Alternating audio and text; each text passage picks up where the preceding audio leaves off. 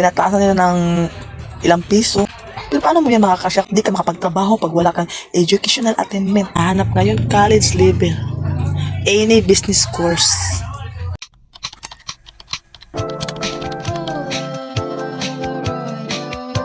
Hi guys, morning. Welcome me back. Ang tagal ko nakapag-upload. So sa mga problema na hindi natin nasa sa ating buhay, nga bilang dadating, meron pa nga naman sa ngayon, pero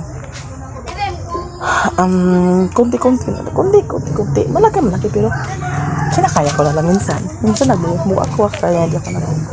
So ngayon, alis ako kasi yung pinagtatrabuhan namin, ngayon na napadala ng sa Palawan. Punta kami ngayon sa Palawan. See you sa Palawan.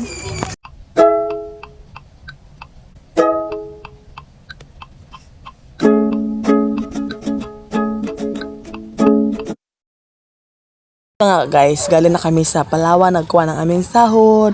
500 pesos lang yun nakuha namin kasi yun lang ang sahod namin guys.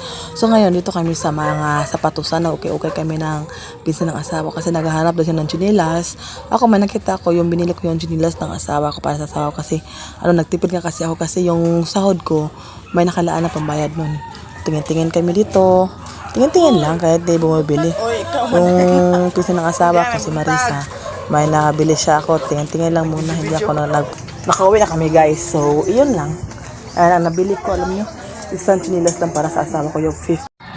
Ito, napagod ako. Hindi ako napagod sa kasi ano akong ginagawa. Napagod ako sa kaisip kung saan na mapupunta ang 500. Yung natira na napira ko 400. Iuwi pa naman yung trabaho yung asawa ko. Mahal na nga yung bigas namin dito. 54 or 55 na per kilo. Dati yung yung 100, 4 na kilo mabili mo sa bigas. Ngayon, hindi ka siya, 2 kilo, 1 kalahati lang.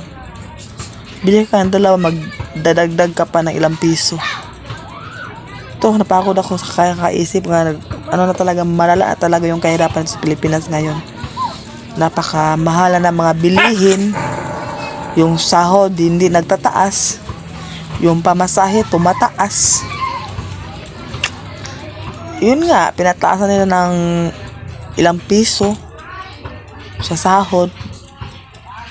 Pero paano mo yan makakasya kung ang bigas ay aabot ng 60 pesos ang kilo? Hindi ka nakakain. Alam mo na naman natin yung mga Pilipino, mabigas talaga tayo. Ay, ewan ko ba. Okay lang siguro sa sa ibang bansa kahit magmahalan ang mga bilihin doon. Lahat may trabaho. Malalaki pa ang sahod. Dito, hindi ka makapagtrabaho pag wala kang educational attainment. Yan ang palaging requirements dito sa Pilipinas. Hindi ka college level. Yung sahod mo, hindi tataas. Kadalasan hinahanap ngayon college level. Any business course. Yung hindi nakapagtapos. Yung high school grad. Minsan, lang, senior high. Doon sila sa sa crew, delivery, janitor. Magkano lang ang sahod? Ang bigas mahal. Okay lang naman. Hindi ko naman kunu-question yung mga ganyang klaseng trabaho. Hindi ko yan kinu-question kasi legal nga trabaho yan. Okay lang sana kung pinapataas na yung sahod na ganyan. Mababa yung bigas kulang. Napakahirap talaga dito.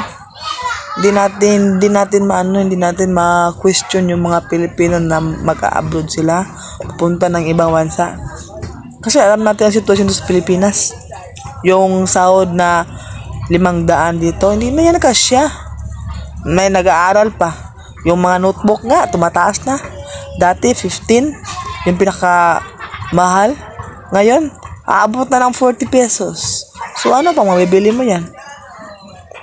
Bibili ka ng 8 piraso na notebook. Yung 500 mo. Kabili ba ng bigas? Kukuha na pa ng pamasahe. Hindi na. Hanggang dito na lang guys kasi na-stress ako sa 500.